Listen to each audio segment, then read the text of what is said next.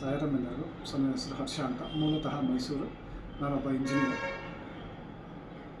2012 ಗುರುಜಿ ಲಕ್ಷ್ಮೀ ಶ್ರೀನಿವಾಸ್ ಅವರು ಪಾದಕ ಪೂಜಾ first time Malleshwaram ಗ್ರೌಂಡ್ಸಲ್ಲಿ ಮಾಡಿದ್ರು. ಇದೇ ಆ ಪಾದಕೆಗಳು.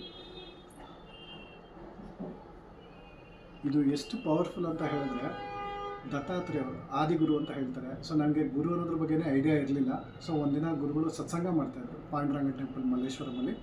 ದತ್ತಾತ್ರೇಯರ ಬಗ್ಗೆ ಹೇಳಿದ್ರು. ಸೊ ಗುರುಗಳ ಇಂಪಾರ್ಟೆನ್ಸ್ ನಮ್ಮ ಲೈಫಲ್ಲಿದ್ದರೆ ಏನಾಗುತ್ತೆ, ಎಷ್ಟು ಬೆನಿಫಿಟ್ ಅಂತ ಹೇಳಿದ್ರು. ಸೊ ಅದನ್ನು ನಾನು ಇನ್ಸ್ಪೈರ್ ಆಗಿ ಪಾದಕ ಪೂಜೆಗೆ ಅವಾಗ ರಿಜಿಸ್ಟರ್ ಮಾಡಿಕೊಂಡೆ. ಸೊ ಇದನ್ನು ಎನರ್ಜೈಸ್ ಮಾಡೋದಕ್ಕೆ ಅಧಿವಾಸಗಳು ಅಂತ ಮಾಡ್ತಾರೆ.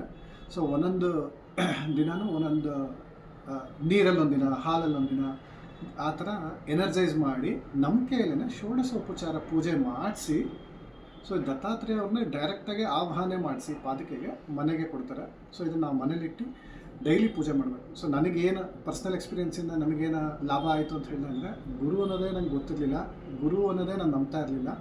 ಸೊ ಗುರುವಿನ ಅರಿವೇ ಆಯಿತು.